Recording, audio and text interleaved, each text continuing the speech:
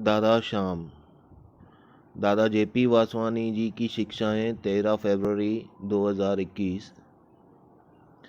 Heart is the only machine that works without any rest for years. Keep it always happy whether it is yours or others. दादाजी कहते हैं कि हमारा जो दिल है, वो हमारा हृदय जो है वो एक ऐसा यंत्र है जो सालों तक यानी जब तक हम जिंदा रहते हैं तब तक बिना किसी रुकावट के, बिना किसी आराम के, विश्राम के काम करता रहता है। इसलिए वह एक महत्वपूर्ण वस्तु है, हृदय। इसके लिए हमें उसे हमेशा खुश रखना चाहिए। अभी जो अंत में दादाजी कहते हैं वो बहुत ही मज़ेदार है कि हृदय को खुश रखना चाहिए, चाहे वो हृदय अपना हो या औरों का, यानी हमें किसी का भी दिल दुखाना नहीं चाहिए। Being the first to cross the finish line makes you a winner in only one phase of life. It's what you do after you cross the line that really counts. सफल हो जाना जीवन में बहुत ही अच्छा है, लेकिन वो सफल होना सिर्फ एक पड़ाव है। असली मुद्दे की बात, असली महत्वपूर्ण वो चीज़ है कि आप सफल होने के बाद क्या करते हैं, उसे कैसे, उस सफलता को कैसे बनाए रखते हैं। किसी फिनिश लाइन को पूरा करना वो ज़िंदगी का एक पार्ट हो सकता है, एक हालत हो सकती है, एक पड़ाव हो सकता है। उस अचीवमेंट के बाद, उस लाइन को क्रॉस करने के बाद आप क्या करते हैं वो ज़्यादा महत्वपूर्ण है।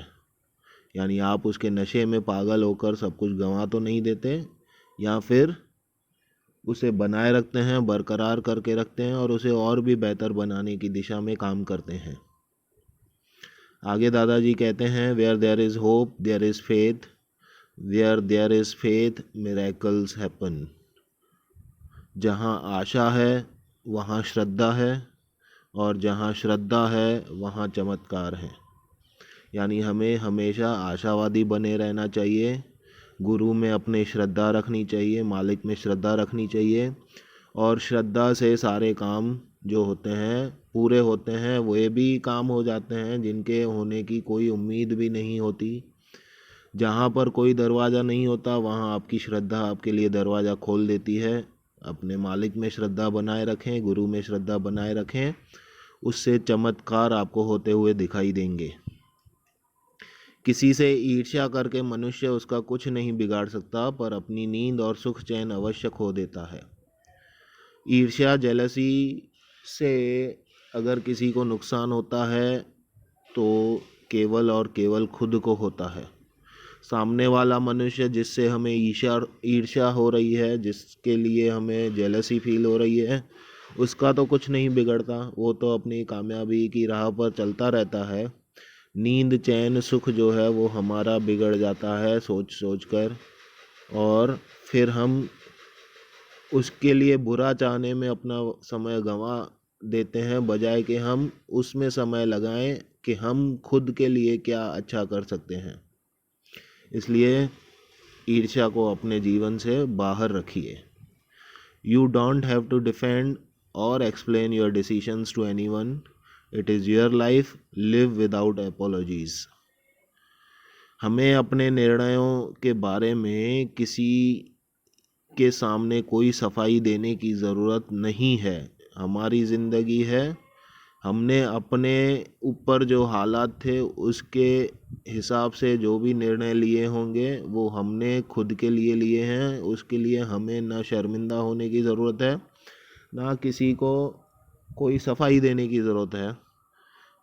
हमने जो किया वो हमने हमारी अवस्था, हमारे विचारों को ध्यान में रखकर, हमारी हालतों को ध्यान में रखकर हमने जो भी निर्णय लिए हैं वो हमारे लिए सही हैं, तभी हमने लिए हैं।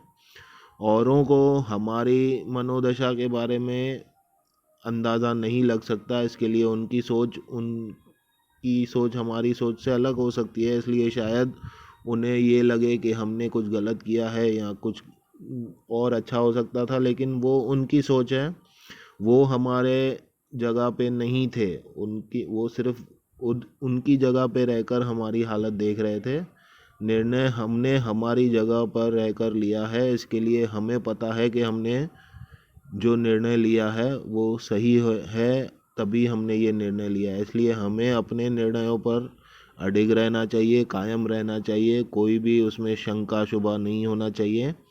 आखिरकार ये हमारी लाइफ है, हमारी ज़िंदगी है, इसलिए हमने जो भी किया है उस पर अडिग रहें, फर्म रहें, उसको जो है हंसी खुशी स्वीकार करते हुए आगे बढ़ें। कोई भी रिग्रेट, कोई भी अपोलॉजी देने की ज़रूरत नहीं है।